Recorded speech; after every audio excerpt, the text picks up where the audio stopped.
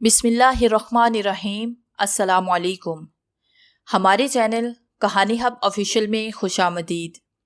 नाजरीन, मैं आज आपके लिए इंतहाई खौफनाक और दिलचस्प कहानी लेकर आई हूँ, लेकिन कहानी शुरू करने से पहले आपसे गुजारिश है कि अगर आपने हमारा चैनल सब्सक्राइब नहीं किया तो आप हमारे इस चैनल को सब्सक्राइब कर लीजिए और बेल आइकन को भी प्रेस कर लें ताकि हर नई आने वाली वीडियो बआसानी आप तक पहुँच सके। वो अमावस की रात थी। आकाश पर हर सू बादल छाए थे। बारिश होने वाली थी। वक्फे वक्फे से बिजली चमक रही थी। ऐसे में मेरा मुकीम एक झोंपड़ी में जोगी रमेश आग जलाकर नाग देवता के बुत के सामने दोनों हाथ जोड़े जाप कर रहा था। आधी रात गुजर गई तो जोगी रमेश जाप मुकम्मल करके उठा और झोंपड़ी के कोने की तरफ बढ़ा। फिर जब कोने से पलटा तो इसके हाथ में एक छोटा सा संदूक था। संदूक नाग देवता के सामने रखा और फिर दो जानों बैठकर इसने संदूक खोला। संदूक खोलते ही हर तरफ दूध या रोशनी फैल गई, हर चीज मुनव्वर हो गई। तो इसने संदूक से एक छोटा सा सांप निकाला। फिर संदूक के अंदर से एक रुक्का निकाला। फिर वो इसे बुलंद आवाज से पढ़ने लगा। हर सू खामोशी में उसकी आवाज गूंज रही थी। ये इजाजतनामा है नागन और नागन के लिए। नागों का ये जोड़ा राज खानदान की मलकियत है। ये शीश नाग हैं। इनके सरों पर सुनहरी ताज हैं। जब ये 100 साल के हो जाएंगे तो हर किस्म का रूप बदल सकेंगे और जिस फर्द के पास होंगे इसका मन्नो अन इसका हुक्म मानेंगे और हर मुकर्ररा वक्त पर एक जोड़े को नाग देवता की तरफ से खसूसी शक्तियां दान में मिलती रहेंगी। जोगी ये पढ़कर खामोश हो गया। फिर चंद मिनट की खामोशी के बाद कोई मंत्र पढ़ने लगा। मंत्र पढ़कर इसने नाग और नागन पर फूंक मारी। अचानक ही एकदम से रोशनी मजीद बढ़ गई। इतनी ज़्यादा रोशनी कि हर चीज़ चमकने लगी और जोगी की आंखें चुंधिया गईं। फिर जब जोगी की आंखें देखने के काबिल हुईं तो इसने देखा कि सामने एक बहुत ही खूबसूरत बेइंतहा हसीन 20 साल के करीब एक लड़की बैठी हुई थी। इसके सर पर सुनहरी सब्ज ताज था और इसका लिबास भी सब्ज था। इसकी आंखें बेहद सहर अंगेज, पलकें बड़ी और इसकी आंखें भी हैरत अंगेज तौर पर सब्ज ही थीं। वो लड़की उठी और मस्ताना चाल चलती हुई जोगी रमेश के सामने खड़ी हो गई। दोनों हाथ बांधकर जोगी से गोया हुई, महाराज, अब मैं आपकी गुलाम हूँ। अब मैं हर रूप बदल सकती हूँ। इसकी इस बात पर जोगी का सख्ता टूटा। इसने हैरत से इसको मुखातिब किया, तुम्हारे साथ नाग भी तो था, वो कहाँ चला गया? लड़की कहने लगी, महाराज, मुझे अफसोस है कि मेरा साथी 100 साल की उम्र तक ना पहुंच सका। कुछ देर कबल ही वो इस दुनिया से कूच कर गया। ये सुनकर जोगी को बहुत अफसोस हुआ।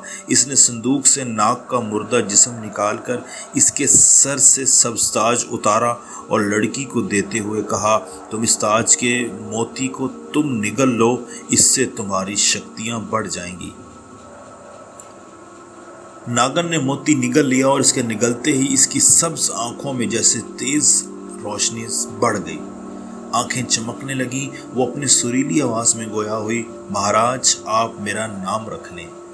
जोगी कहने लगा, मैं तो भूल ही गया था, तुम्हारा नाम भी रखना है। आज से तुम्हारा नाम मधु होगा। ये सुनकर मधु मुस्कुराई। इसकी मुस्कुराहट से जैसे इसकी बिजलियां कूद गईं। वो वाकई हर दिल पर बिजली गिराने लगी थी। इसकी आंखें अजीब सा साहिराना थीं। वो बोली, महाराज, अब क्या हुक्म है? ये सुनकर जोगी गोया हुआ, फिलहाल तुम्हें इस सहरा में रहना है। मैं तुम्हें जादू से मजीद शक्तियाँ दान करूँगा। फिर जोगी ने मधु को एक जाप सिखाया। इस जाप से मधु को ज़्यादा शक्तियाँ मिलनी थीं। फिर वक्त मुकर्रर होने पर मधु ने जाप शुरू कर दिया। वह हिसार के अंदर बैठकर जाप करती रही। 3 रातों का जाप था। जाप मुकम्मल हुआ तो मधु पर हिसार के अंदर फूलों की बारिश होने लगी। इस बात का वाज़ेह इशारा था कि इसे शक्तियाँ दान हो गई हैं। फिर हिसार के बाहर आकर वो जोगी रमेश की झोंपड़ी की तरफ चल पड़ी। जोगी इसे देखकर बेहद खुश हुआ। मधु ने अदब से कहा, महाराज मेरा जाप मुकम्मल हो गया, अब क्या हुक्म है? जोगी मधु से गोया हुआ, अब हमें यहाँ से चलना चाहिए, हम रियासत राजगढ़ जाएंगे। मेरी बात गौर से सुनो। रियासत राजगढ़ का हुक्मरान राजा प्रताप मेरा जानी दुश्मन है। इस रियासत में जादू वगैरह पर पाबंदी है। पहले इस रियासत में मैंने अपने लिए एक मंदिर बना रखा था। मेरे शागिर्द मैं वहाँ पर जाप वगैरह करते थे। राजा प्रताप ने मेरा मंदिर बंद करा दिया, मेरे शागिर्दों का कत्लेआम शुरू कर दिया। अब मेरे इंतकाम का वक्त है। तुम इस रियासत में राजा प्रताप से मेरा इंतकाम लोगी और इस रियासत पर हुक्मरानी करोगी। अब तुम राज में जाओ। ये सुनकर मधु ने कहा, महाराज मैं राजा प्रताप से यकीनन आपका इंतकाम लूँगी। फिर जोगी मधु से बोला, अब मैं अपनी आंखें बंद कर लूँ और अपना हाथ मुझे पकड़ा दो। अब मैं अपनी आंखें बंद कर लूँ और अपना हाथ मुझे पकड़ा दो। तो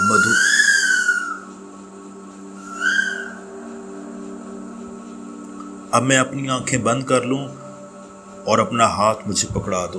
तो मधु ने अपना हाथ जोगी को पकड़ा दिया और आंखें बंद कर ली। थोड़ी देर बाद आंखें खोली तो वो रियासत राजगढ़ के सामने पहुंच गए थे। जोगी ने कहा, मधु अब तुम्हारा काम है। ये सुनते ही मधु चल पड़ी और राजगढ़ में दाखिल हो गई। राजगढ़ के अंदर सिपाहियों ने इससे पूछगछ की तो उसने जवाब दिया, मैं राजा प्रताप से मिलने आई हूँ। मैं यहाँ से जनूब की तरफ जो रियासतें हैं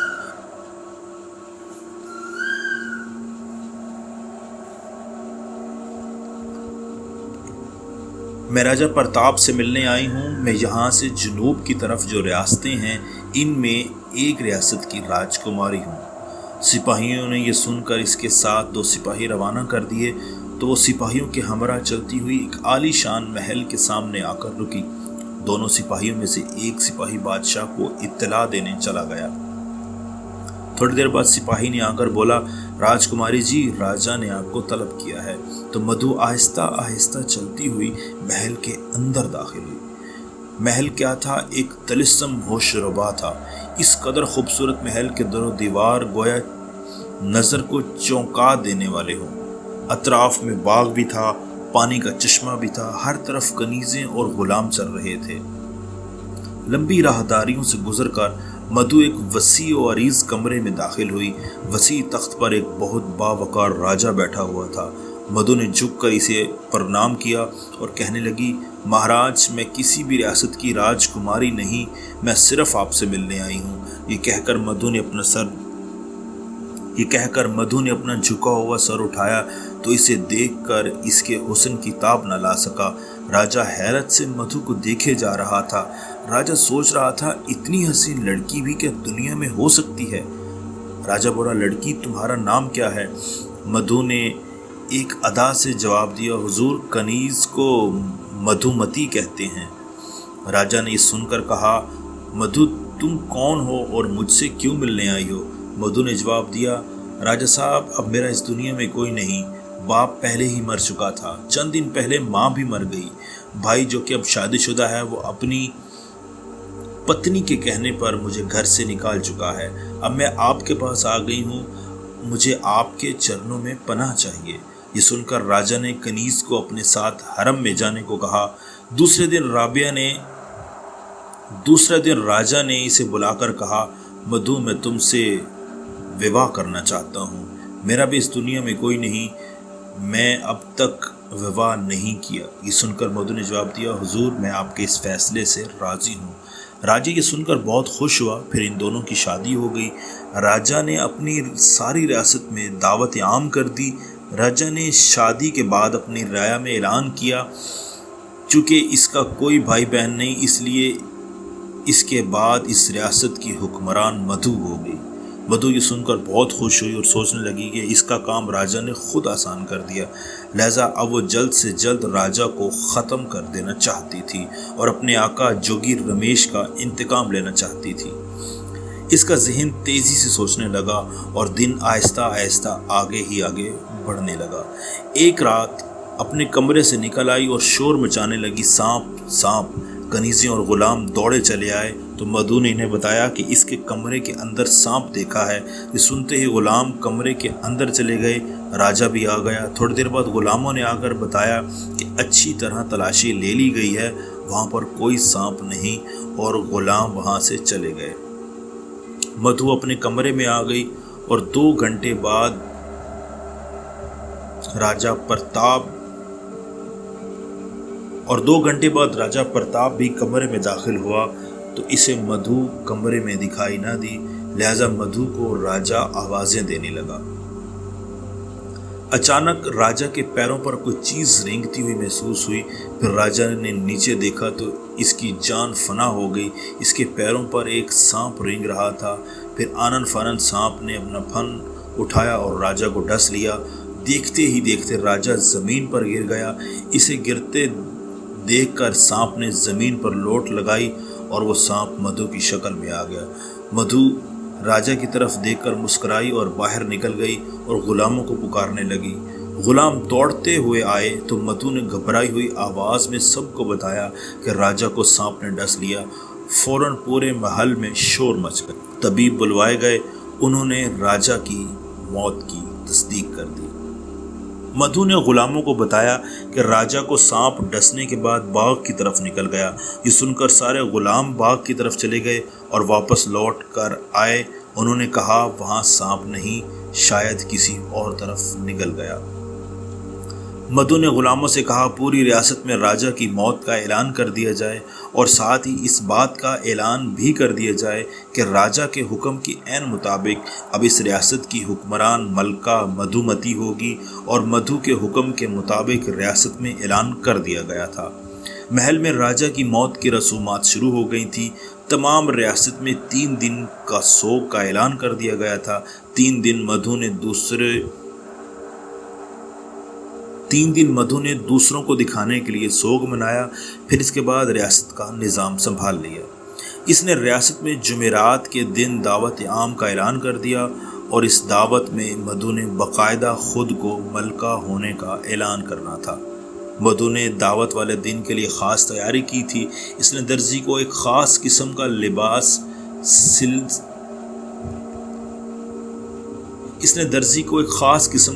سینے کے لیے کہا تھا۔ لباس سل کر آ گیا تھا۔ مدھو اسے دیکھ کر بہت خوش ہوئی تھی۔ اس لباس کا رنگ بھی سبز ہی تھا اور اسے سبز رنگ سے بے حد لگاؤ تھا۔ اس کی آنکھیں بھی سبز تھیں۔ وہ دل میں سوچنے لگی، رسم تاج پوشی کے بعد میں اپنے آقا رمیش جوگی کو یہاں بلواؤں گی۔ میں نے ان کا انتقام بھی لے لیا اور یہاں کی حکومت بھی حاصل کر لی، ان کا حکم پورا کر دیا۔ اب آگے میرے لیے آقا کا کیا حکم ہوگا۔ دعوت والا دن آیا۔ مدھو نے سبز پوشاک زیب تن کر لیا۔ اتنے میں ایک غلام نے حاضر ہو کر کہا ملکہ رعایا آپ کا انتظار کر رہی ہے۔ اس سنتے ہی مدھو باہر چلی آئی۔ وہ ایک بہت بڑا میدان تھا جہاں ریاست کی عوام اپنی ملکہ کو دیکھنے کے لیے جمع تھے۔ مدھو سب کے سامنے آ گئی۔ اسے دیکھ کر مجمع پر سحر طاری ہو گیا۔ وہ دیکھ رہے تھے کہ ان کی ملکہ انتہائی خوبصورت، خوش نما، سبز لباس پہنے ہوئے، سر پر سبز تاج پہنے ہوئے، اس کی سبز آنکھیں چمک رہی تھی۔ وہ ہاتھ اٹھا کر اپنی دل نشیں آواز میں بولی، ریاست راج گڑھ کے باسیوں، آج سے میں اس ریاست کی ملکہ ہوں۔ اس ریاست میں میرا حکم چلے گا۔ میں آپ سے وعدہ کرتی ہوں کہ میں اس ریاست کو پہلے سے زیادہ خوشحال بناؤں گی۔ یہ سن کر ریاست کی عوام مدھو کے حق میں نعرے لگانے لگی۔ دعوت کے بعد مدھو نے سپاہیوں کو بلایا اور ان سے کہا ریاست راج گڑھ کے باہر ایک جنگل ہے۔ اس جنگل کے دائیں حصے میں ایک جھونپڑی ہے۔ تم لوگ اس جھونپڑی میں جاؤ، وہاں پر تمہیں مہاراج جوگی رمیش ملیں گے۔ ان سے کہنا ملکہ مدھو نے آپ کو اپنے محل میں بلایا ہے، ان کو بہت احترام سے محل میں لے کر آنا۔ سپاہیوں نے یہ سن کر کہا جو آپ کا حکم ملکہ۔ پھر مدھو بہت ہی بے چینی سے اپنے آقا کا انتظار کرنے لگی۔ وہ اپنے کمرے میں آ گئی اور اپنی آنکھیں بند کر لیں۔ تھوڑی دیر بعد اس نے آنکھیں کھولی تو اس کا لباس تبدیل ہو چکا تھا۔ سبز کی بجائے اب وہ سیاہ رنگ پہنے ہوئے تھی۔ تھوڑی دیر بعد ایک کنیز نے اطلاع دی کہ سپاہی آ گئے ہیں۔ تو مدھو جلدی سے باہر آئی۔ سپاہیوں کا سالار ملکہ کو دیکھتے ہی بولا، آپ کے حکم کے مطابق ہم اس جھونپڑی میں گئے تھے پر وہاں کوئی نہیں تھا، البتہ ایک صندوق وہاں پڑا ہوا تھا، اس پر لکھا ہوا تھا مدھو کے لیے ہم اسے لے آئے ہیں۔ یہ کہہ کر انہوں نے وہ صندوق اس کے حوالے کر دیا۔ مدھو نے حیرت سے صندوق دیکھا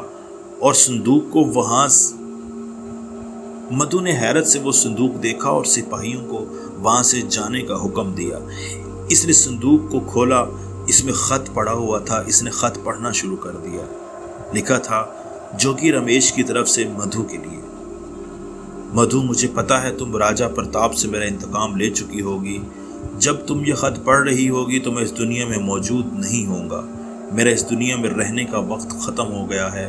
تم میری طرف سے آزاد ہو۔ اب تم اس ریاست پر اپنی حکمرانی مضبوط کرو اور اپنی جاویدانی شکتیاں اور بڑھاؤ۔ یہ پڑھ کر مدھو کی آنکھوں میں آنسو آ گئے۔ وہ پڑھ کر بہت غمگین ہوئی کیونکہ وہ اپنے آقا سے بہت محبت کرتی تھی۔ چند دن گزرنے کے بعد وہ اپنے آقا کی ہدایات پر عمل کا ارادہ کر چکی تھی۔ اس نے اس محل کو دوبارہ سے تعمیر کرنے کا ارادہ کیا اور پھر وہ محل کو گرا کر دوبارہ تعمیر کرنے کا حکم صادر کر دیا۔ محل کی تعمیر شروع ہو گئی۔ مدھو محل کو بہت ہی شاندار تعمیر کرانا چاہتی تھی۔ 2 ماہ تک مسلسل کام ہوتا رہا۔ 2 ماہ کے بعد پرانے محل کی جگہ ایک نہایت عظیم الشان محل کھڑا تھا۔ مدھو دیکھ کر بہت خوش ہوئی تھی۔ محل اس کے ذوق کے عین مطابق بنا تھا۔ اب وہ ریاست راج گڑھ پر حکمرانی کرنے لگی تھی۔ کچھ وقت گزرنے کے بعد وہ اس معمول سے اکتا گئی۔ اس نے سوچا کہ وہ مزید جادو سیکھے گی اور زیادہ شکتیاں حاصل کرے گی تاکہ کوئی اسے شکست نہ دے سکے۔ اسے کوئی شکتی شالی شخصیت کہاں سے ملے گا؟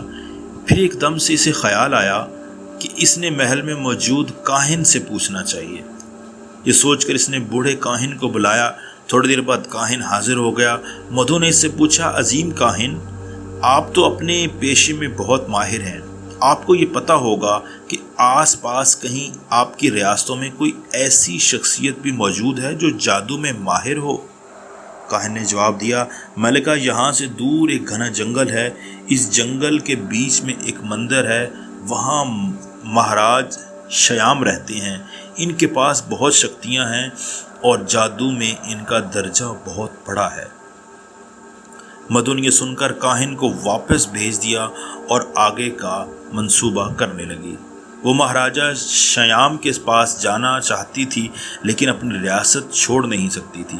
بہت سوچنے سمجھنے کے بعد اس نے یہ فیصلہ کیا کہ وہ ریاست کے معاملات فی الحال ریاست کے وزیر کے سپرد کر دے گی۔ چند دن بعد اس نے وزیر کو بلوایا اور کہا، میں کچھ دنوں کے لیے ریاست سے باہر جا رہی ہوں۔ اس دوران ریاست کے معاملات تمہارے سپرد کر کے جا رہی ہوں۔ یاد رکھنا، اگر میرے ساتھ غداری کی تو عبرتناک سزا پاؤ گے۔ میں کوئی عام ملکہ نہیں ہوں۔ وزیر کی طرف سے اطمینان کر کے وہ سفر کی تیاریوں میں مصروف ہو گئی۔ ریاست کے سارے کام نمٹا کر وہ روانہ ہو گئی۔ ریاست کے باہر آ کر اس نے آنکھیں بند کر لی اور تھوڑی دیر بعد آنکھیں کھولی تو وہ گھنے جنگل میں مندر کے سامنے کھڑی تھی۔ یہ ایک پرانا مگر بہت بڑا مندر تھا۔ مندر کا دروازہ بند تھا۔ اس نے آگے بڑھ کر دروازہ کھولا اور اندر داخل ہو گئی۔ سامنے ایک بہت بڑا ہال تھا۔ ہال میں بچھے چٹائی پر ایک شخص بیٹھا ہوا تھا۔ اس نے آنکھیں بند کی ہوئی تھی۔ اچانک اس نے آنکھیں کھول دی اور بولا، مدھو، میرے پاس کیسے آنا ہوا؟ مدھو کو یقین ہو گیا کہ یہ ضرور کوئی شکتی شالی ہیں اور مجھے ضرور جادو سکھائیں گے۔ وہ آگے بڑھی اور مہاراج کے چرن چھو کر ان کے سامنے بیٹھ گئی اور بولی، مہاراج، میں ریاست راج گڑھ کی ملکہ ہوں۔ میں آپ سے جادو میں مزید درجہ حاصل کرنے آئی ہوں۔ مہاراج نے جواب دیا، ٹھیک ہے، ابھی تم آرام کرو، کل میں تمہیں منتر بتا دوں گا۔ یہ کہہ کر مہاراج نے اپنے غلام کو آواز دی اور اس سے کہا، ملکہ کو اندر کمرے میں لے جاؤ۔ اس کے جانے کے بعد مہاراج جاپ میں مصروف ہو گئے۔ اچانک مہاراج پر انکشاف ہوا کہ یہ ملکہ انسان نہیں بلکہ ناگن ہے۔ مہاراج کو عرصے سے ایسے ناگن کی تلاش تھی جو روپ بدل سکتی ہو۔ وہ سوچنے لگے اگر میں اس ناگن کو اپنا غلام بنا لوں تو اس کی تمام شکتیاں میرے قبضے میں آ جائیں گی، اور پھر مہاراج شیام نے مدھو کو اپنے جال میں پھنسانے کا ارادہ کر لیا۔ اگلے دن مہاراج نے مدھو کو بلا کر کہا تم یہ منتر جنگل میں جا کر حصار کے اندر بیٹھ کر پڑھو، اس سے تمہیں مزید شکتیاں ملیں گی۔ مدھو یہ سن کر بہت خوش ہوئی، وہ جنگل میں چلی گئی اور حصار میں بیٹھ کر منتر پڑھنے لگی۔ اس دوران مہاراج شیام بھی جاپ کے ذریعے مدھو کی شکتیاں لینے اور اسے غلام بنانے کی کوشش میں لگ گئے۔ انہوں نے جاپ مکمل کر لیا اور وہ اپنی شکتی سے مدھو کو بلانے کا حکم دے رہے تھے۔ ادھر مدھو کو منتر پڑھتے ہوئے دوسرا دن تھا کہ اچانک اسے لگا اسے کوئی بلا رہا ہے۔ وہ نہ چاہتے ہوئے بھی اٹھ کھڑی ہوئی اور حصار سے باہر آ گئی اور حیران تھی کہ اسے کیا ہو گیا۔ اس کے قدم نہ چاہتے ہوئے بھی آگے بڑھ رہے تھے۔ وہ مندر کے سامنے آ کر رک گئی اور سوچنے لگی میں ادھر کیوں آئی ہوں، یہ سب کیا چل رہا ہے۔ پھر وہ اندر داخل ہوئی۔ اندر مہاراج بیٹھے تھے، وہ اسے دیکھ کر مسکرائے تو مدھو کو سب سمجھ میں آ گیا۔ وہ غصے سے دھاڑی یہ سب کیا ہے مہاراج، اور ساتھ ہی اس نے ہاتھ کو جھٹکا دیا مگر کچھ نہ ہوا۔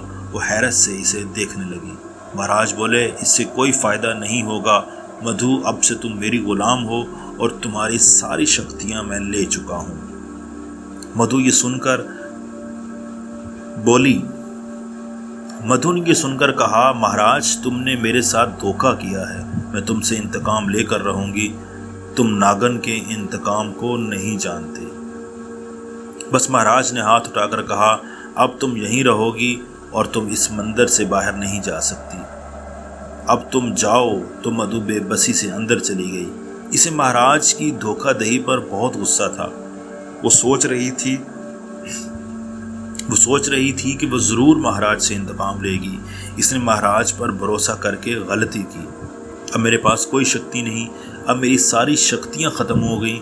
وہ بہت بے چین ہو رہی تھی اور سوچ رہی تھی کہ آج اگر میرے پاس مہاراج جوگی رمیش ہوتے تو وہ میری ضرور مدد کرتے۔ مہاراج رمیش کے خیال سے اچانک اسے اپنا ناگ یاد آ گیا۔ وہ ناگ کو یاد کر کے افسردہ ہوئی۔ ایک دم سے اسے خیال آیا کہ اسے مہاراج رمیش نے اس کے ناگ کا تاج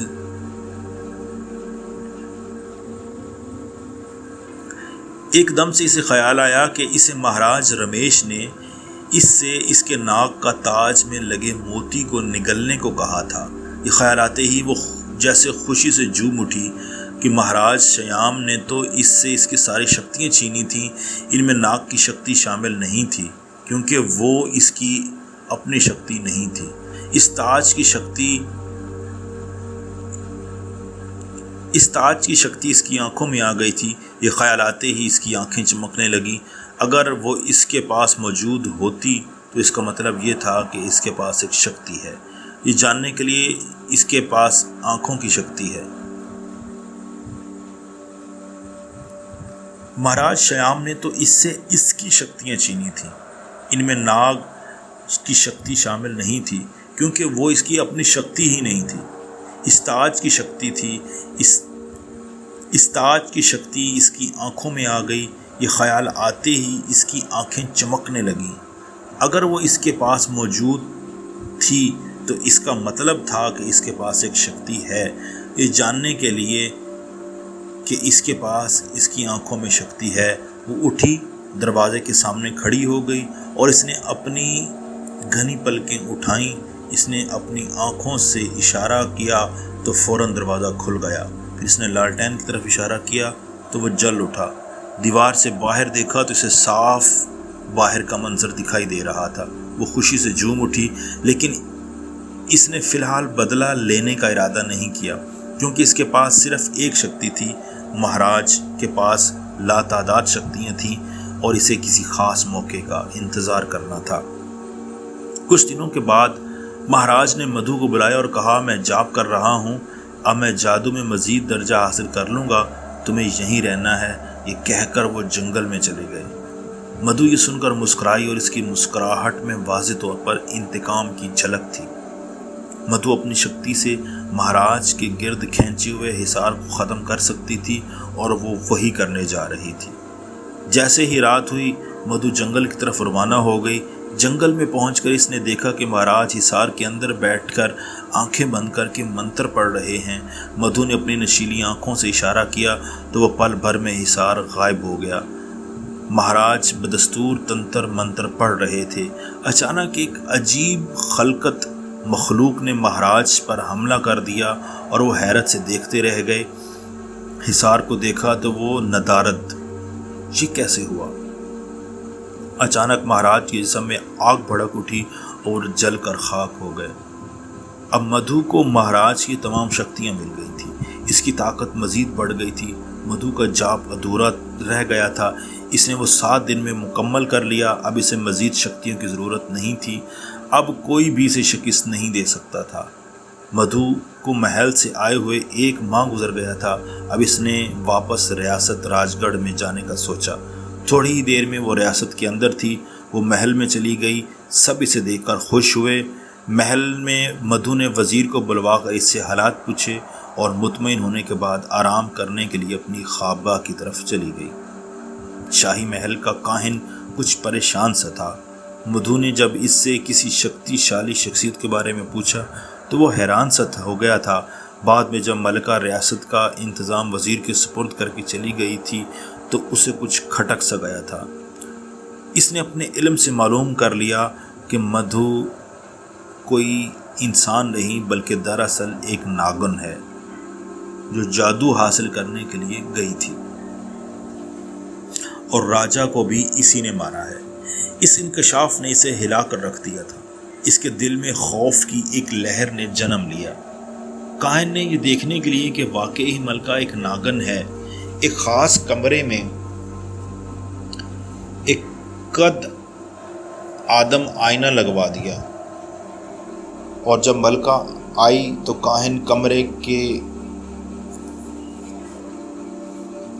کاہن نے یہ دیکھنے کے لیے کہ واقعی ملکہ ایک ناگن ہے، اس نے کمرے میں ایک قد آدم آئینہ لگوا دیا، اور جب ملکہ کمرے میں آئی تو کاہن ملکے کے کمرے کی چھت پر سے جالی کے اندر سے دیکھنے لگا۔ اسے اپنے علم سے پتہ چلا کہ ملکہ کوئی ناگ یا ناگن کوئی روپ دھار لے، آئینے میں وہ ناگن یا ناگ ہی نظر آئے گا۔ وہ دم سات کے اگلے انکشاف کا منتظر تھا۔ ادھر مدھو نے اپنی آنکھوں کو ترچھا کر کے خوابگاہ میں نظر دوڑائی تو اس کی نظریں کمرے میں موجود دیوار میں نصب آئینے پر ٹھہر گئی۔ آئینہ دیکھ کر وہ اس کے سامنے جا کھڑی ہوئی۔ آئینے میں مدھو کی بجائے ایک بڑی سی ناگن کھڑی تھی۔ مدھو نے اپنے ہاتھ کا اشارہ کیا تو ایک دم سے آئینہ ٹوٹ کر کرچی کرچی ہو گیا۔ وہ سوچنے لگی یہ آئینہ یہاں کون لایا ہوگا۔ اسے اپنی طاقتوں سے علم ہو گیا یہ آئینہ کاہن نے نصب کروایا ہے، اور کاہن کو اس کا پتہ چل چکا ہے۔ وہ ایک ناگن ہے اور اس وقت چھت پر۔ اسے اپنی طاقت سے معلوم ہو گیا کہ یہ آئینہ کاہن نے نصب کروایا ہے اور اس کا پتہ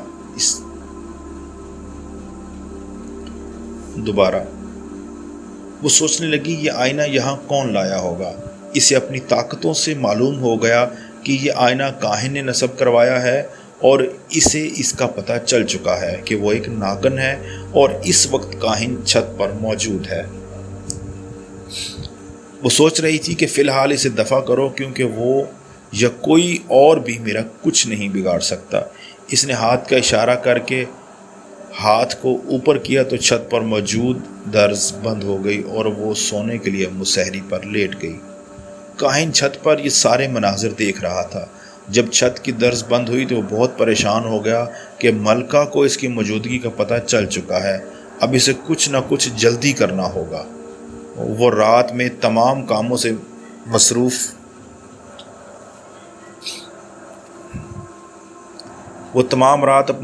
اپنے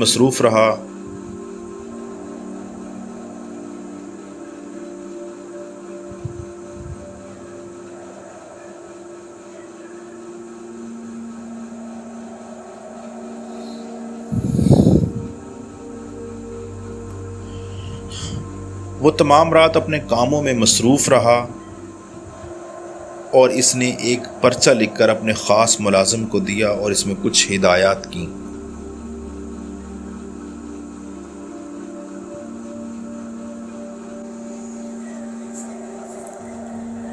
مدھو کو یہاں پر آئے 1 مہینہ گزر گیا تھا، اس لیے اب لازمی تھا کہ وہ ناگ دیوتا کے حضور قربانی پیش کرے۔ رات کو اس نے اپنے محل کے 2 پہرے داروں کو بلایا اور ان دونوں کے ہاتھ جادو سے باندھ دیے۔ مدھو نے دونوں کو کچھ سوچنے سمجھنے کا موقع دیے بغیر دونوں کی طرف اشارہ کیا تو جیسے دونوں کی شہ رگوں پر تلوار چل گئی اور وہ تڑپنے لگے اور مدھو منتر پڑھنے لگی۔ صبح سارے محل میں شور مچ گیا تھا کہ کسی نے 2 پہرے داروں کو قتل کر دیا۔ کاہن کو بھی پتہ چل چکا تھا اور وہ سمجھ گیا تھا کہ یہ کس نے کیا۔ یہ سب دیکھ کر وہ بہت غصے میں آ گیا اور اس نے مدھو کو ختم کرنے کا ارادہ کر لیا۔ مدھو سوئی ہوئی تھی کہ کمرے میں یکا یک شور سا بلند ہونے لگا۔ وہ جاگ کر حیرانی سے ادھر ادھر دیکھنے لگی۔ اچانک سے ایک تلوار نمودار ہوئی اور مدھو کی طرف لپکی۔ مدھو نے ہاتھ کو جھٹکا دیا تو وہ تلوار ٹوٹ کر نیچے گر گئی۔ اچانک چھت میں سے ایک بڑا سوراخ ہو گیا۔ جہاں پر مدھو بیٹھی ہوئی تھی وہاں ایک بھاری پتھر آ کر گرا۔ مدھو اچھل کر اپنی جگہ سے ہٹی اور جیسے ہی کمرے سے باہر آئی اس پر ایک 2 ہیکل شیر نے حملہ کر دیا۔ اس نے فوراً ہاتھ جھٹکا تو شیر پل بھر میں غائب ہو گیا۔ وہ پریشان ہو گئی کہ یہ سب کون کر رہا ہے۔ اس نے اپنی طاقتوں سے معلوم کیا تو اسے پتہ چلا کہ کاہن اسے ختم کرنے کے لیے کر رہا ہے۔ اس نے کاہن کے پاس جانے کا سوچا اور آنکھیں بند کر لی۔ کاہن اپنے کمرے میں بیٹھا جاپ کر رہا تھا۔ یہ سب دیکھ کر مدھو غضبناک ہو گئی۔ اس نے گرجتے ہوئے کاہن کو کہا، یہ کیا مجال کہ تو میرے خلاف عمل کر رہا ہے، تو میرا کچھ نہیں بگاڑ سکتا۔ پرسوں میں نے تجھے معاف کر دیا تھا لیکن اب میں تجھے نہیں چھوڑوں گی۔ کاہن نے نفرت سے مدھو کی طرف دیکھتے ہوئے کہا، مکار ناگن، میں تیری اصلیت جان چکا ہوں۔ راجا کو بھی تو نے ڈس کر ہلاک کر دیا تھا، اب تم حکومت کے خواب دیکھ رہی ہو، میں تجھے زندہ نہیں چھوڑوں گا۔ مدھو یہ سن کر طیش میں آتے ہوئے اس سے بولی، سن لے کاہن، تو میرا کچھ نہیں بگاڑ سکتا، میرے سامنے تیری حیثیت ہی کیا ہے۔ کاہن نے اپنی انگلیاں اس کی طرف کیں تو اس کی انگلیوں سے نیلے رنگ کی روشنی نکلی جو مدھو کے گرد چھا گئی۔ مدھو نے آنکھوں سے ان شعاؤں کو گورا تو وہ شعائیں یک لخت بجھ کر رہ گئیں۔ کاہن یہ دیکھ کر کوئی اور منتر پڑھنے لگا تو مدھو کے چاروں طرف آگ پھیل گئی۔ اگلے ہی لمحے مدھو آگ سے نکل آئی اور کاہن کو کوئی موقع دیے بغیر اس نے ایک اشارہ کیا تو کاہن ایک اندیکھی رسیوں میں بندھ گیا۔ اس نے اپنے آپ کو رسیوں سے آزاد کرانے کی بہت کوشش کی، بہت تنتر منتر پڑھے لیکن کوئی فائدہ نہ ہوا۔ مدھو نے غصیلے لہجے میں کہا، بس کاہن، بہت ہو چکا، اب میں تجھے ایسی سزا دوں گی کہ تجھے مزہ آ جائے گا۔ وہ کاہن کو مکان سے باہر لے گئی۔ باہر ایک ویران سا میدان تھا۔ مدھو کاہن سے بولی، اب بول، تجھے کیسی موت مرنا ہے؟ ویسی تیری موت ایسی ہی بھیانک ہوگی کہ پھر کوئی بھی میرے خلاف کچھ کرنے سے پہلے 100 بار سوچے گا۔ کاہن نے یہ سن کر نفرت سے مدھو کو دیکھتے ہوئے کہا، مکار اور دھوکے باز ناگن، تو جس طرح چاہے مجھے ویسی موت دے لیکن تو بچ نہیں سکتی۔ میں نے اپنے ملازم کو خط لکھ دیا تھا کہ ریاست مہر ماہ میں جناب پیر علی شاہ کے پاس بھیجا ہے، وہ مسلمان ہیں اور ان کے پاس بہت طاقت ہے۔ فکر مت کر، تیرا انجام پیر صاحب کے مبارک ہاتھوں سے ہوگا، تو بھی نہیں بچ سکے گی۔ ناگن جو کوئی بھی روپ دھار سکتی تھی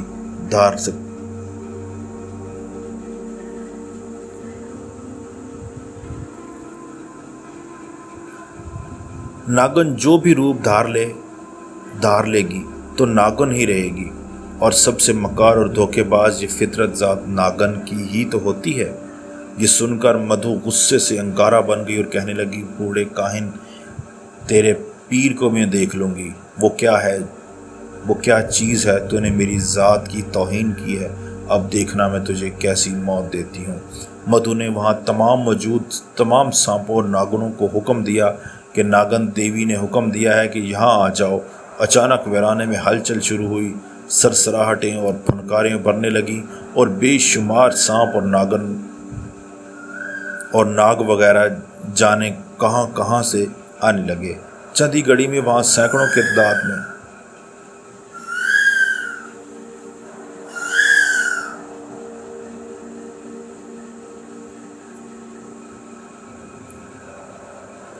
مدھو نے وہاں موجود تمام سانپوں اور ناگنوں کو حکم دیا کہ ناگن دیوی نے حکم دیا ہے کہ یہاں پر آ جاؤ۔ اچانک ویرانے میں ہلچل شروع ہوئی، سرسراہٹیں اور پھنکاریں بھرنے لگیں اور بے شمار سانپ اور ناگ وغیرہ جانے کہاں کہاں سے آنے لگے۔ چند ہی گھڑی میں وہاں سینکڑوں کی تعداد میں سانپ جمع ہو گئے۔ سب سانپوں نے مدھو کے گرد گھیرا ڈال لیا اور اس کے قدموں میں سر جھکا دیا۔ مدھو نے ان سب کو حکم دیا کہ اس کاہن نے ہماری ذات کی توہین کی ہے، اس پر ٹوٹ پڑو اور اسے تڑپا تڑپا کر ختم کر دو۔ یہ حکم سنتے ہی تمام سانپ کاہن کے گرد جمع ہونے لگے۔ کاہن یہ دیکھ کر خوف زدہ ہو گیا۔ اب کاہن کے ارد گرد سانپ ہی سانپ تھے۔ خوف سے کاہن کا چہرہ زرد پڑ گیا۔ سانپ اس پر ٹوٹ پڑے اور وہ چند ہی لمحے میں کٹے ہوئے شہتیر کی طرح گر گیا۔ اس کا کام تمام ہو گیا تو مدھو نے تمام سانپوں کو پلٹ کر واپس جانے کا حکم دیا۔ کاہن کی لاش نیلی ہو چکی تھی اور اس حد تک کہ وہ نیل کی بجائے سیاہ دکھائی دے رہی تھی۔ مدھو مسکرا کر لاش کو دیکھا اور واپس چلی گئی۔ کاہن کا ملازم خاص ریاست راج گڑھ سے روانہ ہو کر ایک رات میں ریاست مہر ماہ میں پیر شاہ کے پاس پہنچ چکا تھا۔ اس نے پیر شاہ کو کاہن کا خط دے دیا۔ پیر صاحب نے خط پڑھ کر ایک مراقبہ کیا تو انہوں نے ملازم کو کہا، مجھے پتہ چل گیا وہ ناگن بہت ہی خطرناک ہے اور جادو میں ماہر ہے اور اس نے تمہارے آقا کو ہلاک کر دیا ہے۔ یہ سن کر ملازم کے چہرے پر غم و غصہ دکھائی دینے لگا اور وہ پیر صاحب سے کہنے لگا، پیر صاحب آپ میرے ساتھ چلیں اور اس ناگن کو ختم کر دیں جس نے میرے آقا کو مار دیا۔ پیر صاحب نے اسے کہا، میں تمہارے ساتھ ضرور چلوں گا اور ریاست راج گڑھ کو اس ناگن کے شر سے بچاؤں گا، لیکن ابھی نہیں، ہم کل روانہ ہو جائیں گے۔ آج رات میں مراقبہ کر کے اس ناگن کی کمزوری تلاش کر لوں۔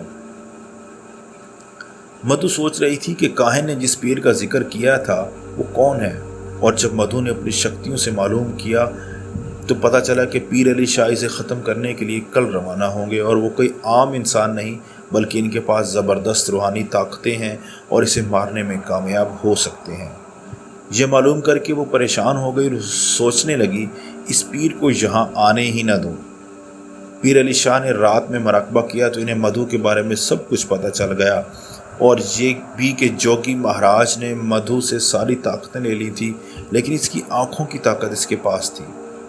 پیر صاحب نے ملازم سے کہا، مجھے پتہ چل گیا ہے اس کی آنکھوں میں ہے، اس کی طاقت اس کی آنکھوں میں ہے۔ ناگن کا اصل نام تمہیں معلوم ہے؟ ملازم نے جواب دیا، جی پیر صاحب، اس کا نام مدھو ہے۔ بہت خوب، پیر صاحب کہا، چلو مدھو تیاری کرو، ہم روانہ ہو رہے ہیں۔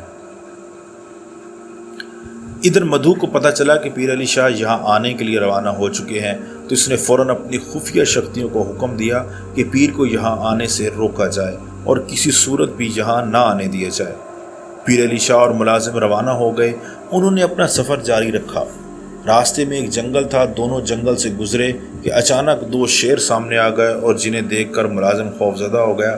پیر صاحب نے اسے تسلی دی کہ گھبرانے کی کوئی بات نہیں، بس میرے پیچھے پیچھے چلتے رہو۔ پیر صاحب کے آگے ہی آگے قدم بڑھانے لگا مگر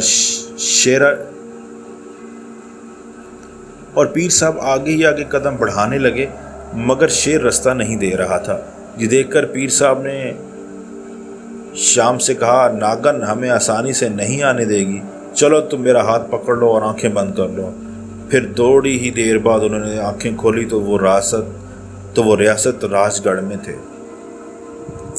ادھر مدھو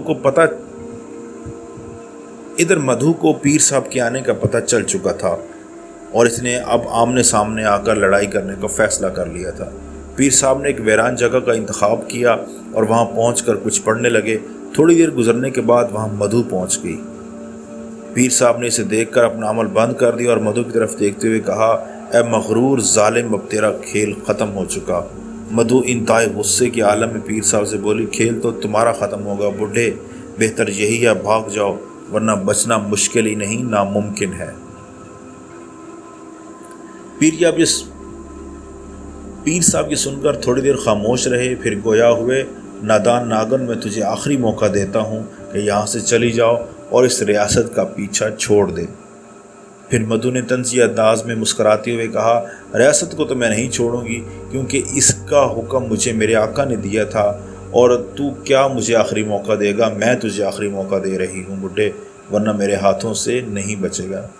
پیر صاحب نے مسکراتے ہوئے کہا، بہت خوب، اب دیکھتے ہیں کون بچے گا اور کھیل کس کا ختم ہوگا۔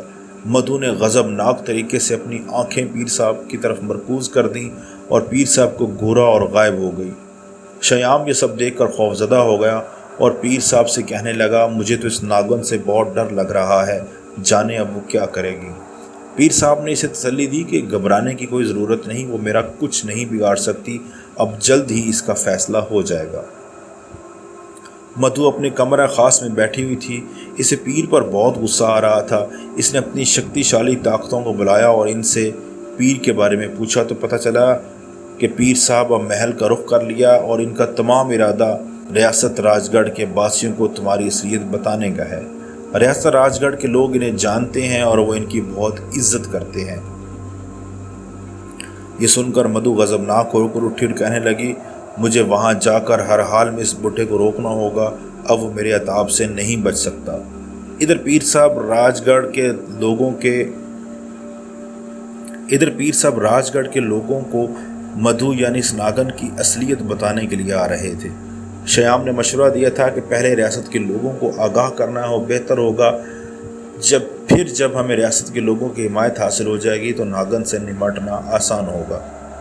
اچانک زمین لرزنے لگی اور آسمان پر بادل گرجنے لگے، درخت تیز ہوا سے ڈولنے لگے اور ہوائیں تیز ہونے لگیں، ماحول ہیبت ناک ہو گیا۔ مدھو ان دونوں کے سامنے تھی، اس نے سبز لباس پہنا ہوا تھا۔ پیر صاحب اسے دیکھ کر گرجتے ہوئے بولے، ناگن بند کر جی شوبدہ بازیاں، میں نوچے ہتھکنڈوں سے نہیں ڈرنے والا۔ یکا یک ماحول ساکت ہو گیا، ہوائیں تھم گئیں، درخت ساکت ہو گئے۔ مدھو نے غضبناک نگاہوں سے پیر صاحب کو گھورا، پیر صاحب کی طرف ہاتھ سے اشارہ کیا، اس کی آنکھوں سے تیز روشنی نکلی اور سیدھی پیر صاحب کی طرف لپکی۔ پیر صاحب سے ٹکرائی لیکن کچھ بھی نہ ہوا۔ اب اس نے کچھ اور پڑھ کر پھونکا، آسمان سے پتھر برسنے لگے، لیکن حیرت انگیز طور پر وہ نیچے آتے ہی پھول بن کر برسنے لگے۔ یہ دیکھ کر مدھو حیران ہو کر رہ گئی۔ وہ جلد حصار سے باہر آئی۔ اس نے پھر ایک بار اپنی آنکھوں سے اشارہ کیا تو ایک بھاری برگد کا درخت پیر صاحب پر گرنے ہی والا تھا کہ اچانک درخت سمٹ کر ایک ٹہنی میں تبدیل ہو گیا اور پھر وار ناکام ہوا۔ اب پیر صاحب آگے بڑھے، ہاتھ سے اشارہ کیا اور کچھ پڑھ کر پھونکا تو سیاہ سلاخوں والا پنجرا مدھو کی چاروں طرف گھیر چکا تھا۔ مدھو نے بہت کوشش کی مگر وہ پنجرے سے نہیں نکل سکی۔ آخرکار اس نے پیر صاحب سے کہا، میں اپنی شکست تسلیم کر لی ہے، آپ سے ہار گئی ہوں، لیکن میں آپ سے التجا کرتی ہوں کہ مجھے ایک موقع دیں، میں آپ سے التجا کرتی ہوں۔ پیر صاحب نے کہا، ٹھیک ہے، میں تجھے ایک موقع دے رہا ہوں، لیکن یہ نہ سمجھنا میں نے تجھے معاف کر دیا۔ تو نے کئی افراد کی جان لی ہے، تیرے پاس یہ آخری موقع ہے۔ اتنا کہہ کر پیر صاحب نے ہاتھ کا اشارہ کیا تو مدھو کے گرد سے سلاخیں غائب ہو گئیں۔ پھر مدھو محل میں پہنچی اور محل میں قائم کردہ مندر کی طرف بڑھنے لگی۔ سپاہیوں کو ملکہ کے آنے کی اطلاع مل گئی، وہ سب تیار کھڑے تھے، محافظوں میں کھلبلی مچی ہوئی تھی۔ مدھو پہلی بار مندر جا رہی تھی۔ مندر پہنچ کر اس نے سارے محافظوں کو باہر نکال لیا۔ اب وہ مندر میں اکیلی تھی۔ مدھو مندر میں نصب ناگ دیوتا کے مجسمے کے آگے کھڑی ہو گئی اور منتر پڑھنے لگی۔ منتر پڑھتے پڑھتے اسے بہت دیر ہو گئی۔ پھر اچانک ناگ دیوتا کی آنکھیں روشن ہوئیں جیسے ان میں آگ کے الاؤ روشن تھے۔ مدھو نے ادب سے سر جھکا کر کہا، عظیم ناگ دیوتا، مجھے آپ کی مدد کی ضرورت ہے۔ یہ سن کر ناگ دیوتا نے کہا، مدھو، اس عامل سے تو بالکل نہیں جیت سکتی۔